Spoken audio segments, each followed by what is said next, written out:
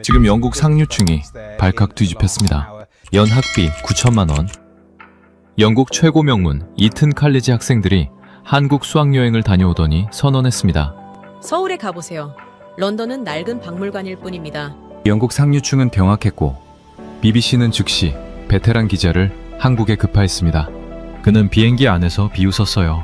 한국에 홀린 아이들의 환상을 깨부수고 오겠다며 다큐 제목까지 미리 지어놨죠. 하지만 일주일 뒤 귀국한 그가 내놓은 결과물은 BBC 역사상 가장 논쟁적인 작품이 되었습니다.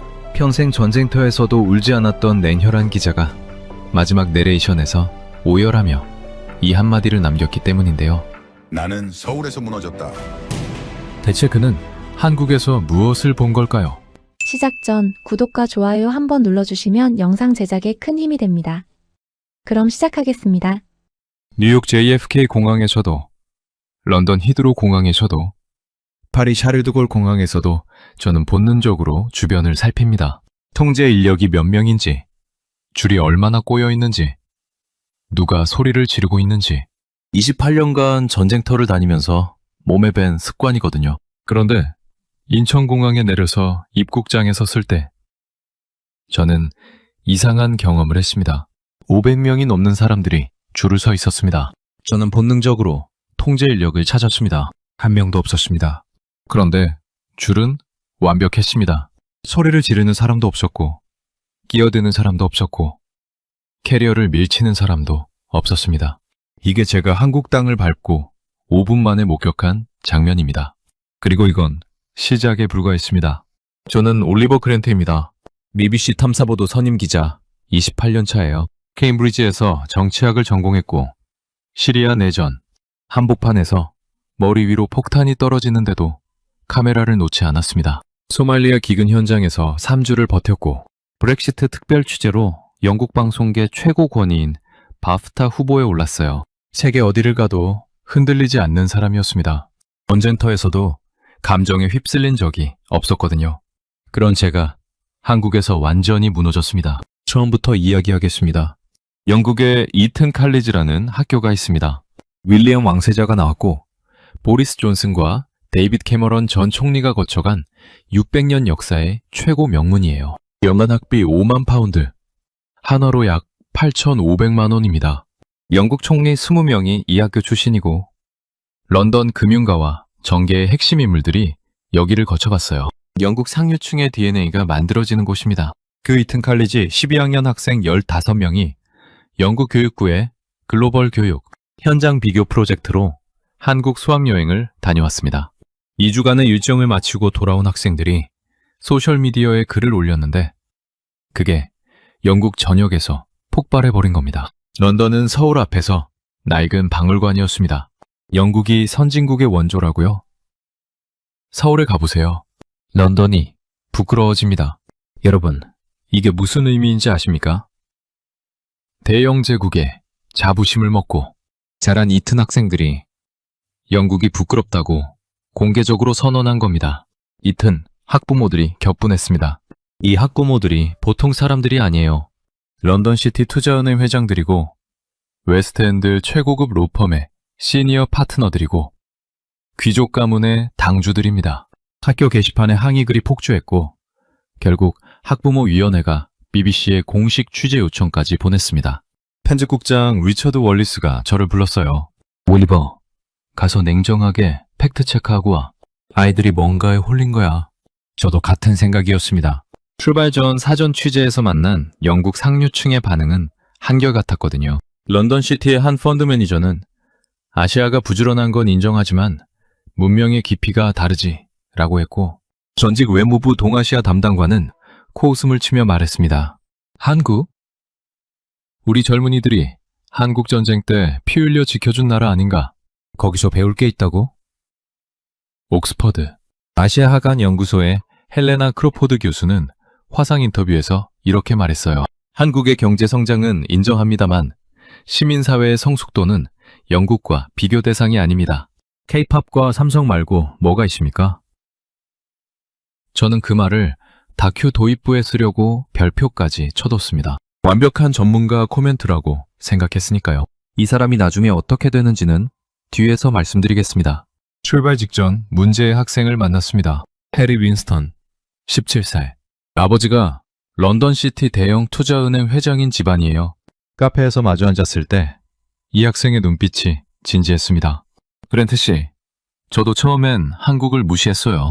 유럽과 미국만이 세계의 중심이라고 배웠으니까요. 그런데 인천공항에서 5분 만에 제가 배운 모든 것이 흔들렸어요. 17살짜리 입에서 나온 말치고는 섬뜩할 만큼 무거웠습니다. 하지만 저는 반신반의했어요. 직접 보면 별거 아닐 거라고요. 비행기 안에서 다큐 결론을 미리 정해놨습니다. Z세대의 과잉 반응. 제목도 써뒀어요. 극동의 신기루, 이튼 학생들은 한국에서 무엇에 홀렸나. 깔끔하게 정리하고 돌아오면 되는 추장이었습니다. 그때까지만 해도요. 그런데 인천공항에 내리는 순간 그 구성안은 영원히 쓸 수 없게 됐습니다. 비행기에서 내려 입국장으로 향하는 통로를 걸었습니다. 12시간의 비행이 온몸에 쌓여 있었어요. 빨리 호텔 침대에 눕고 싶다는 생각뿐이었습니다. 그런데 입국 심사장 앞에 도착하는 순간 다리가 멈췄습니다. 500명은 좋게 넘어 보이는 사람들이 줄을 서 있었거든요. 저는 본능적으로 주변을 둘러봤습니다. 통제 인력을 찾으려고요. 히드로 공항이라면 이 정도 인원의 보안 요원 수십 명은 기본입니다. 줄이 꼬이면 Move along! 하는 고함이 터지고 캐리어가 부딪히면 Bloody hell! 소리가 터미널을 채우거든요. 그게 대영 제국 수도의 관문이에요. 그런데 여기는 눈에 띄는 통제 인력이 없었습니다. 멀리 구석에 공항 직원 두어 명이 서 있을 뿐이었어요. 그런데 수백 명이 두 줄로 가지런히 서 있었습니다. 앞 사람과의 간격도 일정하고 누구 하나 큰 소리로 떠들지 않았어요. 줄이 천천히 움직이기 시작했을 때였습니다. 앞에 있던 중년 남자가 실수로 캐리어를 옆 사람 발등 위로 굴렸어요. 저는 순간 긴장했습니다. 히드로였다면 고함이 터지고 매니저를 찾는 소동이 벌어졌을 장면이거든요. 그런데 발을 밟힌 여성이 괜찮다며 손을 저었고 실수한 남자가 깊이 고개를 숙여 사과했습니다. 그걸로 끝이었어요. 입국 심사는 1분도 걸리지 않았고 수화물을 찾는 곳에서는 한 노인이 무거운 짐을 들어올리려 애쓰자 옆에 있던 젊은이가 자연스럽게 다가가 들어줬습니다. 아무도 시키지 않았는데요. 카메라가 비추고 있는 것도 아닌데요. 감시 없는 질서. 그게 제 첫 번째 메모였습니다. 그날 밤 잠을 잘 수가 없었습니다. 시차가 몸을 완전히 뒤집어 놓았거든요. 새벽 2시. 결국 포기하고 로비로 내려갔습니다. 프런트 직원이 물었어요. 산책하시려고요? 이쪽으로 나가시면 편의점도 있고 강변 산책로도 가까워요. 아무렇지 않은 얼굴이었습니다. 여러분, 새벽 2시에 외국인 남자가 혼자 나간다는 건데 걱정하는 기색이 전혀 없었어요. 런던이었다면 Are you sure? Please be careful. 이라는 말이 반사적으로 나왔을 겁니다. 호텔 문을 나서는 순간 28년간 몸에 밴 경계 본능이 작동했습니다. 주변을 살피고 어두운 골목을 확인하고 주머니에 손을 넣어 뭔가를 줍니다. 열쇠든 핸드폰이든 시리아에서든 소말리아에서든 런던에서든 어두운 거리에 나서면 반사적으로 하는 행동이에요. 영국 남자도 예외가 아닙니다. 런던의 밤은 남자에게도 안전하지 않거든요. 런던의 새벽 2시를 아십니까? 영국은 세계에서 칼부림 범죄가 가장 심각한 나라 중 하나입니다. 매년 수만 건의 칼부림 사건이 발생하고 10대 청소년까지 칼을 품고 다녀요. 산성물질을 얼굴에 뿌리는 산성 공격이 사회 문제가 된 나라입니다. CCTV가 600만 대예요. 영국 전체 인구 6,700만 명 대비 11명당 카메라 한 대 꼴입니다. 세계에서 가장 많은 감시 카메라를 운용하는 나라 중 하나인데도 범죄는 줄지 않거든요. 그런데 서울의 새벽 2시는 달랐습니다. 가로등이 일정한 간격으로 켜져 있었고 편의점 불빛이 골목을 밝히고 있었어요. 편의점 안에 사람 서너 명이 앉아 라면을 먹고 있었습니다. 새벽 2시에 유리벽으로 된 가게에 문도 안 잠그고 사람들이 앉아 있는 겁니다. 편의점 주인은 졸고 있었어요. 문은 활짝 열려 있었습니다. 그때 앞에서 한 사람이 걸어오는 게 보였습니다. 20대 초반으로 보이는 여성이었어요. 혼자였습니다. 이어폰을 양쪽 다 끼고 있었습니다. 핸드폰 화면을 보면서 걷고 있었어요. 뒤도 안 돌아봤습니다. 주변을 경계하는 기색이 전혀 없었습니다. 저는 그 자리에 멈춰 섰습니다. 런던에서 이 장면은 불가능합니다. 맨체스터에서도, 버밍엄에서도, 에딘버러에서도 불가능해요. 영국 여성들은 밤에 열쇠를 손가락 사이에 끼우고 걷습니다. 택시를 타면 번호판을 친구에게 문자하거든요. 귀가할 때는 실시간 위치 공유 기능을 켜요. 대학 캠퍼스에는 야간 에스코트 서비스가 있습니다. 혼자 걷기 무서운 학생을 위해 같이 걸어주는 사람을 보내는 거예요. 이어폰 양쪽 끼고 혼자 걷는 건 상상할 수 없는 일입니다. 한강변 벤치에 앉았습니다. 불빛이 수면 위에서 흔들리고 있었어요. 그리고 눈물이 났습니다. 제 나라에 화가 났기 때문입니다. 영국은 대영 제국의 후예라고 자부합니다. 의회 민주주의의 발상지, 산업혁명의 본고장이에요. 그런데 영국 여성들은 새벽에 혼자 걷지 못합니다. 해가 지지 않는 나라를 자처했던 제국의 수도에서 해가 지면 여자는 집 밖에 나오지 못하는 겁니다. 그런데 이 나라에서는 20대 여성이 새벽 2시에 이어폰 양쪽 끼고 걸어가고 있었습니다. 당연하다는 듯이요. 두 번째 메모를 적었습니다. 공포 없는 밤. 이 나라를 지키는 건 CCTV가 아니다. 뭔가 다른 것이 이 나라를 지키고 있다. 다음날 아침 8시, 서울 시내 취재를 위해 지하철을 타기로 했습니다. 역까지 걸어가는 길부터 달랐어요. 출근하는 사람들의 물결이 쏟아지고 있었습니다. 정장 차림의 직장인, 교복 입은 학생, 운동복 차림의 노인까지. 좁은 인도인데 사람들이 서로 부딪히지 않았어요. 자연스럽게 오른쪽으로 걷고, 급한 사람은 빠르게 앞질러 가고, 천천히 가는 사람은 슬쩍 비켜섰습니다. 아무도 지시하지 않았는데요. 런던 출근길을 아십니까? 한 블록만 걸으면 서너 번은 어깨가 부딪힙니다. 관광객한테 move 하고 소리치는 게 런던 직장인의 아침 일상이에요. 여기서는 수천 명이 동시에 움직이는데 마찰이 없었습니다. 지하철역 입구에 도착했을 때 또 한 번 놀랐습니다. 정비원이 없었거든요. 런던 튜브라면 역마다 교통경찰이 서 있고 대형 역에는 무장경찰이 상주합니다.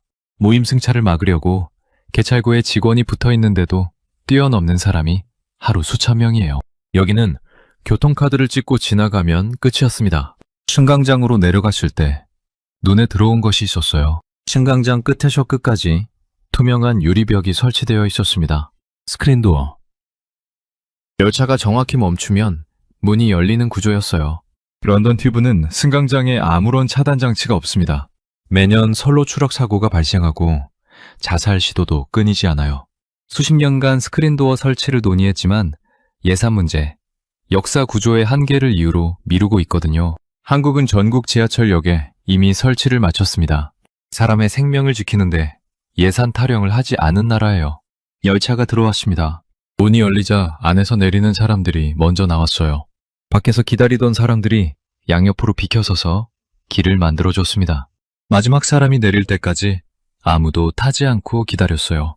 런던 튜브 출퇴근 시간에는 문이 열리면 전쟁입니다. 내리는 사람과 타는 사람이 동시에 밀치고 가방이 끼고 혀를 차는 게 일상이거든요. 차 안에 들어갔습니다. 조용했어요.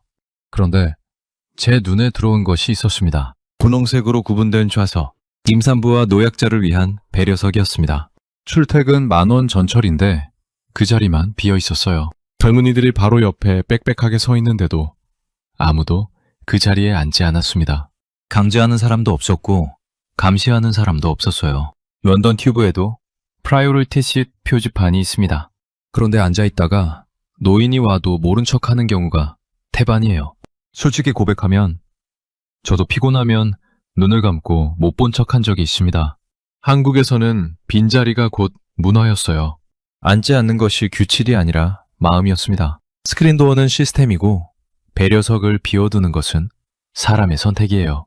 이 나라는 시스템과 시민의식이 동시에 작동하고 있었습니다. 영국은 매그나카르타 이래 800년간 법치를 쌓아온 나라인데 규칙을 만들어도 지키지 않는 사람 때문에 규칙이 무력화되거든요. 세 번째 메모를 적었습니다. 시스템도 작동하고 사람도 작동한다. 둘 다 되는 나라가 있다. 그날 오후 예상치 못한 일이 벌어졌습니다. 촬영 스태프 중 카메라맨 토비가 취재 현장에서 계단을 내려가다 발을 헛디뎠어요. 발목이 심하게 꺾이면서 부어올랐습니다. 골절이 의심되는 상황이었어요. 제 첫 반응은 비용 걱정이었습니다. 영국인이라면 당연한 반응이 아니라 영국 NHS의 현실을 아는 사람이라면 당연한 반응이에요. NHS는 무료 의료 시스템이라고 자랑하지만 현실은 다릅니다. 응급실 평균 대기 시간이 12시간이 넘어요. 구급차를 불러도 몇 시간을 기다리는 경우가 허다합니다. 수술 대기 목록에 760만 명이 올라 있고 무릎 수술 대기만 2년이에요. 무료인데 못 받는 의료. 아파도 기다리다 죽는 나라. 그게 대영 제국의 의료 현실입니다. 한국 응급실에 도착했습니다. 접수 5분, 대기 20분. 엑스레이와 처치와 처방까지 포함해서 총 2시간이면 끝났어요. 그런데 진짜 충격은 비용이었습니다. 토비는 보험이 없는 외국인이라 100% 본인 부담이었거든요. 전부 합쳐서 7만 원, 약 42파운드. 저는 직원에게 다시 물었습니다. 42파운드요? 파운드가 아니라 원이요? 직원이 웃으면서 영수증을 다시 보여줬어요. 맞았습니다. 42파운드.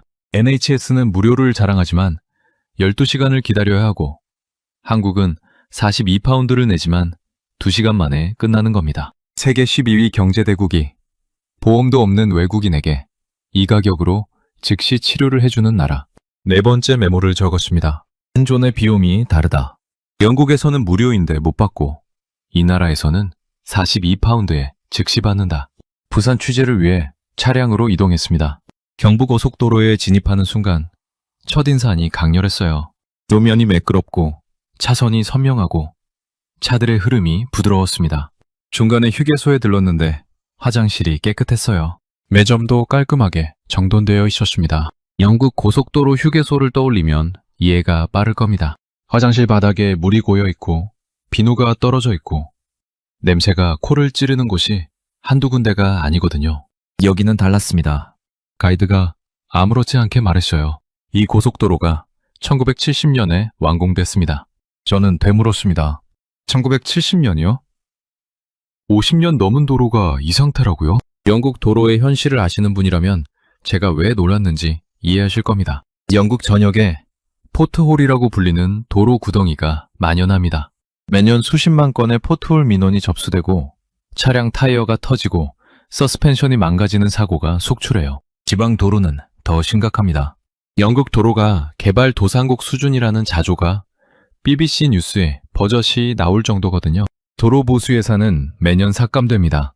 50년 된 도로를 이 상태로 유지한다는 게 영국인 입장에서는 믿기 어려운 일이에요. 한국은 끊임없이 보수하고 확장해서 50년 넘은 고속도로를 신설도로처럼 유지하고 있었습니다. 가이드가 경부고속도로의 역사를 들려줬습니다. 1968년 착공, 1970년 완공. 당시 한국의 1인당 국민소득이 200달러도 안 되던 시절이었다고 합니다. 국제사회는 미친 짓이라고 했어요. 세계은행도 차관을 거부했습니다. 낭비도 없고 기술도 없고 자본도 없던 나라였거든요. 그래서 어떻게 했는지 아십니까? 한국의 노동자들이 삽과 곡괭이로 산을 깎았습니다. 맨손으로 다리를 놓았어요. 여름에는 40도가 넘는 폭염 속에서, 겨울에는 살을 애는 혹한 속에서 일했습니다. 사고로 목숨을 잃은 사람들도 있었어요. 그 사람들의 이름은 역사에 남지 않았습니다. 하지만 그 사람들이 깎은 산과 놓은 다리는 지금도 남아있거든요. 가이드가 조용히 말했습니다. 지금 이 고속도로 위를 달리는 수백만 대의 차들은 그 사람들의 땀과 피 위를 달리고 있는 겁니다. 저는 창밖을 바라봤습니다. 끝없이 이어지는 깨끗한 아스팔트 위로 물류트럭이 쉴 새 없이 달리고 있었어요. 영국이 산업혁명 이후 200년에 걸쳐 쌓은 인프라를 이 나라는 한 세대 만에 맨손으로 만든 겁니다.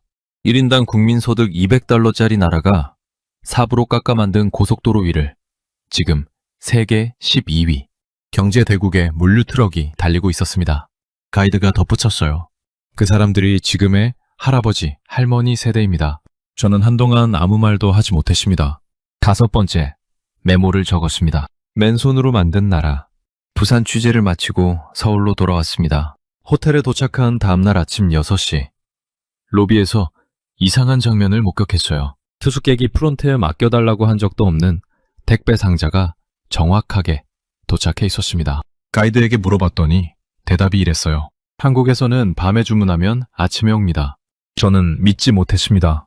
밤 11시에 주문하면 새벽 6시에 문 앞에 도착한다고요. 신선식품까지요. 이게 말이 됩니까? 택배 시스템을 직접 취재해 보기로 했습니다. 새벽 배송의 실체를 확인하고 싶었거든요. 영국 택배의 현실을 아시는 분이라면 제가 왜 이걸 못 믿었는지 아실 겁니다. 로열메일의 만성지연은 영국인이라면 누구나 겪는 고통이에요. 배달기사가 초인종도 안 누르고 부재중 스티커만 붙이고 가는 게 일상입니다. 택배 분실과 도난이 연간 수억 파운드 규모거든요. 현관 앞에 택배를 놓으면 도둑 맞는 나라라서 주택가마다 택배 보관함이 따로 필요합니다. 아마존 택배를 현관에 두면 30분 안에 사라지는 게 영국이에요.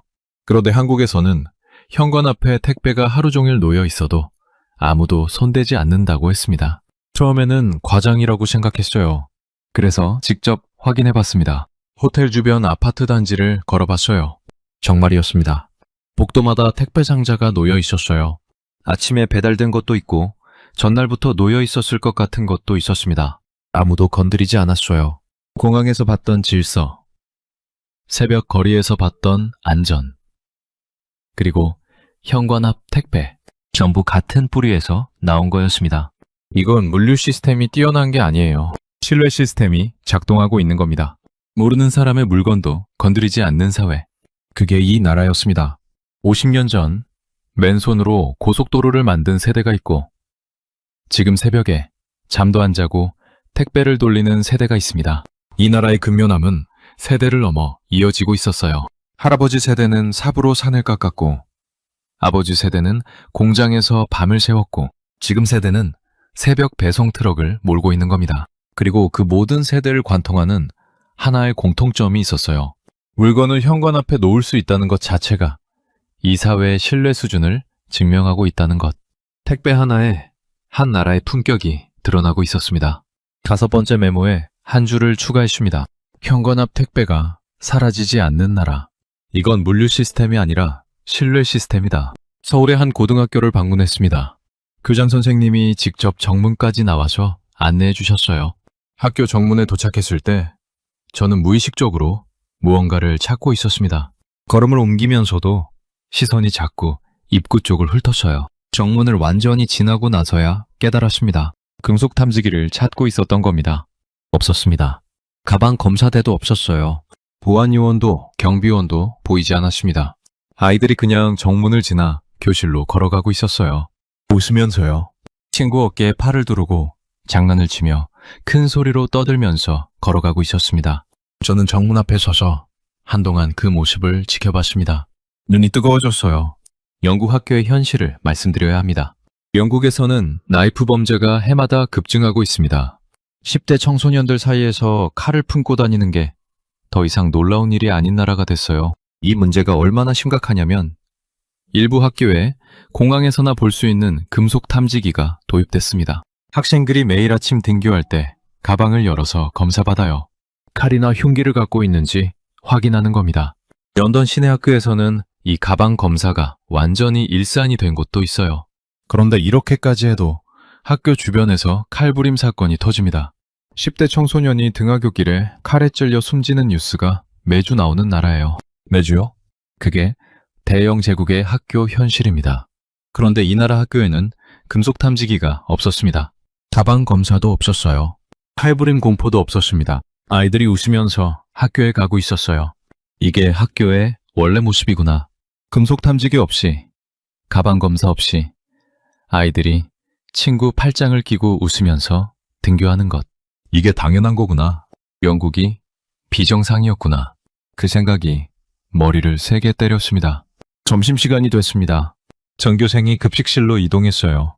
저도 따라 들어갔습니다. 급식실 풍경이 인상적이었어요. 학생들이 한 줄로 가지런히 서서 시판을 들고 차례차례 배식을 받고 있었습니다. 메뉴가 눈에 들어왔어요. 밥, 된장국, 불고기, 시금치 나물, 김치, 그리고 배 한 조각까지 염연사가 매일 설계한 균형 잡힌 한 끼라고 했습니다. 이런 급식이 초등학교부터 고등학교까지 전국 모든 학교에서 제공된다는 거예요. 저는 가이드에게 물었습니다. 이 식사비는 학생마다 다르게 내나요? 전원 무료입니다. 저소득층만 무료인 건가요? 아닙니다. 전교생 전원입니다. 저는 식판을 들고 줄을 선 학생들을 바라봤습니다. 교복이 똑같았어요. 식판이 똑같았습니다. 밥이 똑같았어요. 부잣집 아이도 형편이 어려운 집 아이도 같은 줄에 서서 같은 밥을 받아먹고 있었습니다. 누가 부유하고 누가 가난한지 이 급식실 안에서는 절대로 구분할 수가 없었어요. 영국 학교 급식의 현실이 떠올랐습니다. 영국은 유료 급식이 기본이에요. 한 끼에 2에서 3파운드. 한화로 약 3,500원에서 5,000원 정도 됩니다. 가정 형편이 어려운 아이들은 무료 급식 대상자로 등록되거든요. Free School Meals, 줄여서 FSM이라고 합니다. 문제는 이 시스템 자체가 낙인이 된다는 겁니다. 별도의 카드를 써야 하거나 계산대에서 FSM 표시가 화면에 뜨거나 다른 아이들이 금방 눈치를 채요. 쟤는 무료 급식이래. 그 한마디면 끝입니다. 교실에서 따돌림이 시작되거든요. 창피해서 급식을 안 먹고 그냥 굶는 아이들이 있습니다. 점심시간에 화장실에 숨어서 시간을 보내는 아이들이 있어요. 먹는 것조차 계급을 나누는 시스템입니다. 밥 한 끼에 그 아이의 가난이 교실 전체에 드러나는 나라예요. 2020년에 맨체스터 유나이티드 축구선수 마커스 레시포드가 영국 의회에 공개 서한을 보냈습니다. 코로나로 학교가 문을 닫았는데 무료 급식을 받던 아이들이 굶주리고 있습니다. 축구 스타가 목소리를 높여야 겨우 아이들 밥 한 끼가 의회에서 논의되는 나라예요. 그것도 방학 중 급식 연장에 대한 논의일 뿐이었습니다. 전면 무상급식은 아직도 요원해요. 한국은 이미 수년 전부터 전국 초등학교, 중학교, 고등학교에서 전면 무상급식을 시행하고 있었습니다. 조용히, 당연한 듯이 아무도 대단한 일이라고 떠들지 않았어요. 급식실을 나오면서 한 장면을 더 목격했습니다. 배식대 안쪽에서 땀을 흘리며 수백 명분의 밥을 퍼주고 계신 분들이 있었어요. 입식 아주머니들이었습니다. 중년 여성 서너 명이 쉴 틈 없이 국을 붓고 반찬을 올리고 밥을 퍼주고 있었어요. 저는 한 분에게 다가가 물었습니다. 매일 이렇게 많은 학생들 밥을 하시면 힘드시지 않습니까? 그분이 환하게 웃으며 대답했어요. 우리 애들이 맛있게 먹어주면 그게 보람이죠. 저는 멈췄습니다. 우리 애들, 그 말이 귓가에 맴돌았어요. 내 자식도 아닌 아이들을 우리 애들이라고 부르는 사람이었습니다. 월급을 받고 일하는 것이지만 그 말 한마디에 담긴 마음은 월급으로는 절대 설명되지 않는 거였어요. 이 나라에서는 남의 자식도 우리 애들이 되는 겁니다. 6번째, 메모를 적었습니다. 이 나라에서는 밥 한 끼에 차별이 없다. 급식줄이 계급을 나누는 나라가 있고 급식줄에서 모두가 같아지는 나라가 있다. 그리고 이 나라에서는 남의 자식을 우리 애들이라고 부른다. 5째 날 저녁이었습니다. 서울 시내 한 카페에서 해리 윈스턴을 다시 만났습니다. 이 학생이 한국에 와 있었어요. 수학여행 이후 한국이 너무 궁금해서 방학을 이용해 혼자 다시 왔다고 했습니다. 17살짜리가 부모 반대를 무릅쓰고 혼자 비행기를 탄 겁니다. 저는 솔직하게 말했어요. 네가 왜 그런 글을 썼는지 이제 이해한다. 해리가 고개를 끄덕이더니 이야기를 시작했습니다. 그랜트 씨, 저는 이튼에서 노블레스 오블리주를 배웠어요. 높은 곳에 있는 사람이 낮은 곳에 베푸는 것. 그게 영국식 교양이라고 배웠거든요. 그런데 한국에서 본 건 노블레스 오블리주가 아니었어요. 해리가 계속했습니다. 한국 지하철에서 정장 입은 사람이랑 대학생이 나란히 서 있는 걸 봤어요. 고급 레스토랑 사장님이 지하철 타고 출근하고 대기업 간부가 버스에서 노인한테 자리를 양보하는 거예요. 이튼에서는 상상도 못할 일이잖아요. 그러더니 저를 똑바로 보며 물었습니다. 그랜트 씨, 진짜 교양은 뭘까요? 이튼에서 배운 교양은 이런 겁니다. 포크와 나이프를 어떤 순서로 쓰느냐, 어떤 억양으로 말하느냐, 어떤 브랜드를 입느냐, 어떤 와인을 고르느냐. 그게 영국 상류층이 말하는 교양이에요. 한국에서 본 교양은 달랐습니다. 아무도 안 볼 때도 줄을 서는 것, 시키지 않아도 어려운 사람을 돕는 것, 남의 자식도 우리 애들이라고 부르는 것. 해리가 말했어요. 이튼을 졸업하면 옥스브리지가 아니라 교육학을 공부하고 싶어요. 한국의 교육 철학을 영국에 도입하는 일을 하고 싶어요. 런던시티 대형 투자은행 회장의 아들이 옥스브리지를 포기하겠다고 선언한 겁니다. 17살짜리가요. 해리가 수학여행 중 홈스테이 가정에서 들은 이야기를 전해줬습니다. 호스트 가정의 할머니가 들려준 이야기였어요. 전쟁 직후 이 나라는 아무것도 없었다고 합니다. 공장도 없고 자원도 없고 돈도 없었어요. 석유 한 방울 나지 않는 땅이었습니다.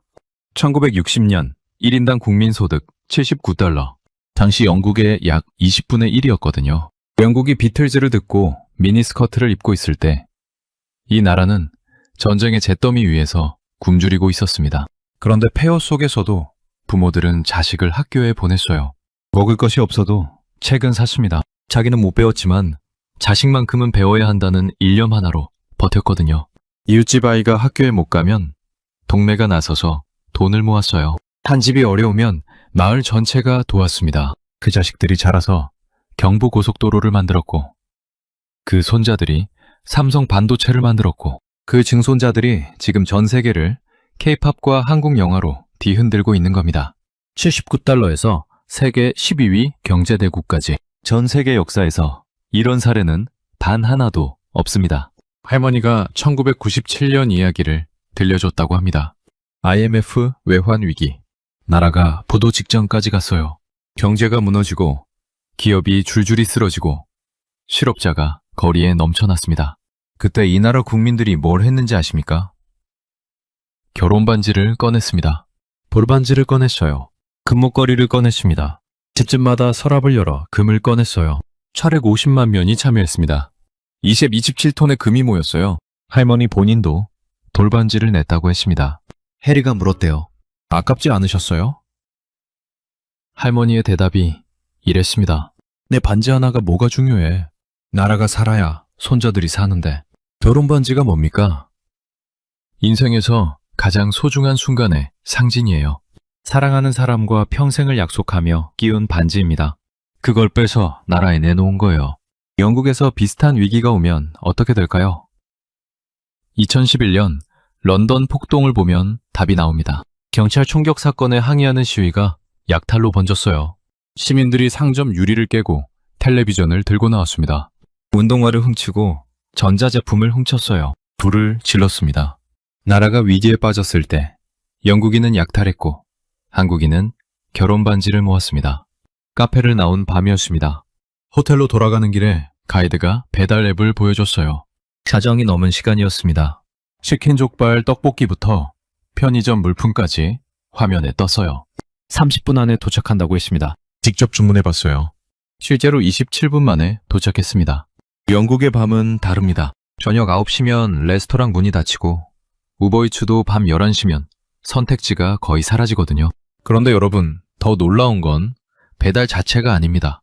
자정에 배달이 가능하려면 그 시간에 도로가 안전해야 하고 배달원이 낯선 집 현관 앞까지 갈 수 있어야 하고 문을 열어주는 사람이 위험하지 않아야 해요. 배달 문화는 치안과 신뢰를 위해서만 돌아가는 시스템입니다. 런던에서 자정에 배달원이 낯선 아파트 복도까지 올라간다고요? 배달원 본인이 거부해요. 위험하니까요. 이 나라의 자정 배달은 편리함이 아니라 안전의 증거였습니다. 치킨을 먹으며 창밖을 바라봤습니다. 서울의 밤이 여전히 빛나고 있었어요. 할머니의 말이 계속 맴돌았습니다. 내 반지 하나가 뭐가 중요해. 나라가 살아야 손자들이 사는데. 그리고 저는 조용히 울었습니다. 68년간 전쟁터에서도 울지 않았던 사람이 17살 학생이 전해준 할머니의 반지 이야기 앞에서 무너졌습니다. 히드로 공항에 도착했습니다. 입국장에 긴 줄, 짜증내는 사람들, 고함 치는 보안요원. 일주일 전까지만 해도 당연했던 풍경이 이제는 다르게 보였어요. 서울 인천공항의 그 조용한 질서가 자꾸 겹쳐 보였거든요. 공항을 빠져나오면서 가장 먼저 한 일이 있었습니다. 노트북을 열어서 출장 전에 써뒀던 다큐 구성안에 삭제했어요. 극동의 신기루 이튼 학생들은 한국에서 무엇에 홀렸나 그 파일을 휴지통에 버렸습니다. 12시간 비행 동안 새로 쓴 구성안을 열었어요. 제목이 바뀌어 있었습니다. 서울에서 런던을 돌아보다 영국이 잃어버린 것들. BBC 본사로 갔습니다. 편집국장 리처드 월리스를 찾아갔어요. 리처드가 제 얼굴을 보더니 물었습니다. 뭘 봤길래 그런 표정이야? 노트북을 열어 새 구성안을 보여줬습니다. 리처드가 읽기 시작했어요. 처음에는 시큰둥했습니다. 또 K-팝 이야기거니 하는 표정이었거든요. 그런데 공항 이야기에서 눈썹이 올라갔습니다. 새벽거리 이야기에서 입을 다물었어요. 응급실 42파운드 이야기에서 고개를 갸우뚱했습니다. 경부고속도로 이야기에서 읽는 속도가 눈에 띄게 느려졌어요. 무상급식과 우리 애들 이야기에서 펜을 내려놓았습니다. 그리고 결혼반지 227톤 이야기에서 손이 완전히 멈췄어요. 다 읽고 한참 동안 아무 말이 없었습니다. 리처드가 저를 올려다보며 말했어요. 이거 3부작으로 만들자. 프라임타임 편성이다. BBC 프라임타임이 뭔지 아십니까? 저녁 9시 황금 시간대입니다. BBC에서 가장 영향력 있는 슬롯이에요. 리처드가 그 시간을 내줬다는 건 이 다큐가 영국 사회에 파장을 일으킬 거라고 판단했다는 뜻이었습니다. 3주간 밤을 새워 편집했습니다. 인천공항 영상, 서울 새벽거리 영상, 편의점 영상, 지하철 스크린도어 영상, 분홍색 배려석 영상, 응급실 영상, 경부고속도로 영상, 학교 정문 영상, 급식실 영상, 자정 배달 영상, 한국에서 찍어온 모든 것을 담았어요. 메레이션은 제가 직접 했습니다. 첫 회 방영날 밤이 왔습니다.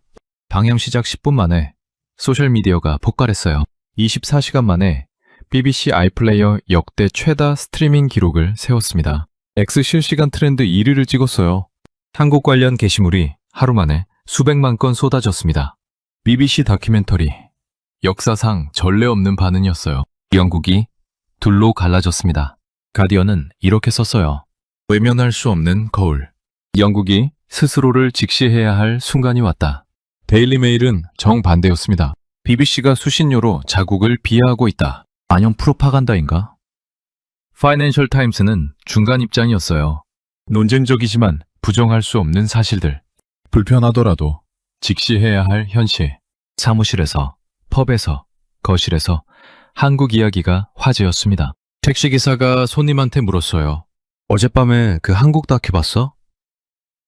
미용실에서, 학교 교무실에서, 병원 대기실에서 같은 대화가 오갔습니다. 영국 전체가 한국이라는 거울 앞에 선 거였어요.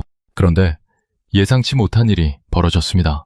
출장 전에 인터뷰했던 옥스퍼드의 헬레나 크로포드 교수가 BBC 생방송에 출연해 반박을 시도한 겁니다. K-팝과 삼성 말고 뭐가 있습니까? 라고 했던 바로 그 사람이에요. 교수가 말했습니다. 이 다큐멘터리는 편향적입니다. 한국의 긍정적인 면만 두각시키고 높은 자살률, 극심한 입시 경쟁, 저출생 문제를 왜 다루지 않았습니까? 앵커가 물었어요. 교수님, 한국 응급실에서 외국인이 보험 없이 42파운드에 치료받은 건 사실입니까? 그건 의료 시스템에 NHS 응급실 평균 대기 시간이 12시간이 넘는 건 사실입니까? 교수가 말을 잇지 못했습니다. 앵커가 마지막으로 물었어요. 교수님은 한국에 가보신 적이 있습니까? 침묵이 흘렀습니다. 없습니다. 방송 후 소셜미디어가 다시 폭발했어요. 가보지도 않고 비판하는 학자, 책상 위에서 세계를 판단하는 사람, 댓글이 수만 개 달렸습니다. 다음날 크로포드 교수가 공식 사과문을 발표했습니다. 다큐멘터리 3부작을 모두 시청했습니다. 인터뷰에서 했던 발언을 철회합니다. 한국에 대해 다시 공부하겠습니다. K-팝과 삼성 말고 뭐가 있냐고 했던 사람이 직접 보지도 않고 판단했던 자신의 오만을 인정한 겁니다. 저는 그 사과문을 읽으면서 생각했습니다. 나도 똑같았구나. 불과 한 달 전까지 나도 저 사람과 같은 자리에 서 있었구나. 극동의 신기루라는 제목을 써놓고 결론부터 정해놓고 비행기를 탔던 사람이 바로 나였거든요. 한국이라는 나라는 직접 밟아보지 않으면 절대 모릅니다. 책으로 읽어서도 안 되고 뉴스로 봐서도 안 돼요. 두 발로 서울 거리를 걷고 새벽 2시에 공기를 마시고 지하철 배려석 앞에 서봐야 비로소 알 수 있는 나라입니다. 다큐가 방영되고 석 달이 지났습니다. 저는 영국 사회가 이 정도로 반응할 거라고는 솔직히 예상하지 못했어요. 그런데 영국 곳곳에서 작은 변화들이 하나씩 시작되고 있었습니다. 맨체스터의 한 공립학교에서 협력의 날이라는 프로젝트가 시작됐어요. 한국의 교육 모델을 벤치마킹한 거였습니다. 학생들이 서로 가르쳐주는 스터디 그룹을 만들었는데 석 달 만에 학교 평균 성적이 눈에 띄게 올라갔다는 보고가 들어왔어요. 에딘버러의 한 쇼핑센터에서는 에스컬레이터, 오른쪽에 서주세요 캠페인이 시작됐습니다. 매니저가 직접 이메일을 보내왔어요. 한국 사람들이 아무런 안내 없이도 자연스럽게 지키는 걸 다큐에서 보고 부끄러웠습니다. 우리도 해보겠습니다. 버밍엄의 한 중학교에서는 매주 금요일을 함께하는 날로 지정해서 학생들이 서로 돕는 프로그램을 운영하기 시작했습니다. 한 학교, 한 쇼핑센터, 한 중학교, 작은 변화들이었어요. 하지만 이 작은 것들이 모여서 영국이라는 나라를 조금씩 움직이기 시작한 거였습니다. 그리고 영국 의회에서 학교 급식 개혁 논의가 다시 불붙었습니다. 의원들이 목소리를 높였어요. 한국처럼 전면 무상급식을 도입해야 한다. 밥 한 끼에 아이들의 자존심이 짓밟히는 시스템을 더 이상 방치할 수 없다. 마커스 레시포드가 소셜미디어에 다큐를 공유하며 한마디를 남겼습니다. 이 나라에서는 모든 아이가 같은 밥을 먹습니다. 우리는 왜 못합니까? 그 글이 수백만 번 공유됐어요. 2020년에 혼자서 의회에 편지를 보냈던 축구선수의 목소리에 이번에는 수백만 명의 영국 시민들이 함께 목소리를 보탠 겁니다. 그러던 어느 날 해리에게서 연락이 왔습니다. 그랜트 씨, 하나 더 알려드릴 게 있어요. 아버지가 변했어요. 처음에 한국에 홀렸다고 화를 내셨던 분이에요. 해리가 수학여행에서 돌아왔을 때 실망한다는 소리까지 하셨던 분이거든요. 기숙사에서는 룸메이트들한테 따돌림까지 당했다고 했습니다. 한국 편을 든다고요. 그 아버지가 다큐를 보셨다고 했어요. 한 번이 아니라 3번을 돌려보셨다고 합니다. 3번째 볼 때는 어머니랑 나란히 앉아서 같이 보셨는데 결혼 반지 227톤 장면에서 어머니가 우셨다고 해요. 1150만 명이 결혼 반지를 꺼내는 장면. 할머니가 매 반지 하나가 뭐가 중요해? 라고 말하는 장면에서요. 그러자 아버지가 어머니 손을 잡으셨다고 합니다. 해리의 목소리가 떨렸어요. 아버지가 어머니 손 잡는 건 제가 태어나서 처음 봤어요. 그리고 아버지가 말씀하셨다고 합니다. 아들, 네가 옳았다. 저는 전화기를 들고 한참을 아무 말도 못했습니다. 런던 시티에서 수십억 파운드를 운용하는 투자은행 회장이에요. 영국 금융계의 자존심 그 자체인 사람이 17살 아들에게 네가 옳았다고 말한 겁니다. 한국 할머니의 결혼 반지 이야기가 런던 시티 회장의 마음까지 움직인 거였습니다. 런던의 밤거리를 창밖으로 바라봤습니다. CCTV 600만 대가 돌아가는 거리, 팔부림 뉴스가 매일 나오는 나라, 현관 앞 택배가 30분이면 사라지는 나라, NHS 응급실에서 12시간을 기다려야 하는 나라, 급식줄에서 아이들의 자존심이 짓밟히는 나라. 그게 제 나라입니다. 서울의 새벽이 떠올랐어요. 이어폰 양쪽 끼고 걸어가던 그 여성, 문 열린 편의점에서 졸던 주인, 분홍색 배려석을 비워둔 만원 전철, 현관 앞에 하루 종일 놓여 있어도 사라지지 않는 택배. 우리 애들이 맛있게 먹어주면 보람이죠. 라고 웃던 급식 아주머니. 그리고 내 반지 하나가 뭐가 중요해? 나라가 살아야 손자들이 사는데. 라고 했던 할머니.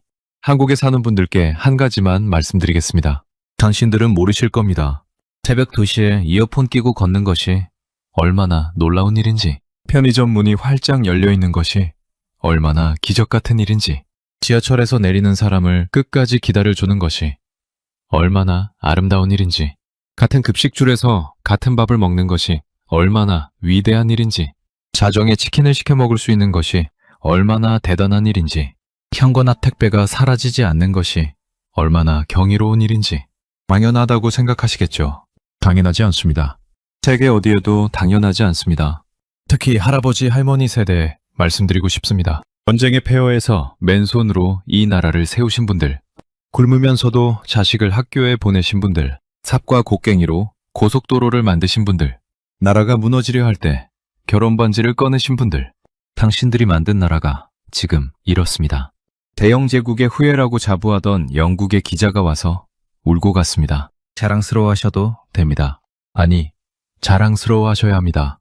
28년간 전쟁터에서도 울지 않았던 사람이 서울에서 울었습니다. 시리아 폭격 속에서도, 소말리아 기근 현장에서도, 런던 폭동 한가운데에서도 눈물을 보이지 않았던 사람이 한강변 벤치에서 울었고, 할머니의 반지 이야기 앞에서 울었고, 지금 이 글을 쓰면서도 울고 있습니다. 그 눈물이 제 대답입니다. 이 이야기가 마음에 남으셨다면 댓글에 대한민국 국민이 자랑스럽다 한 줄만 남겨주세요. 그 한 줄이 모이면 이 영상이 더 많은 분들께 전해집니다. 좋아요와 구독은 다음 이야기를 만드는 힘이 됩니다. 긴 영상 끝까지 함께 해주셔서 진심으로 감사드립니다. 감사드립니다. 감사드립니다. 감사드립니다.